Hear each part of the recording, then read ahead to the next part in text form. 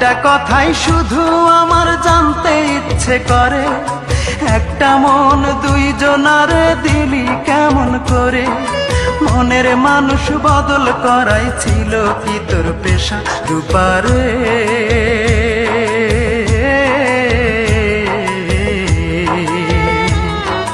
তোর ছাড়া এই মন আজ পায়নি সুখের দেখা, তোর ছাড়া এই মন আজ পায়নি সুখের দেখা।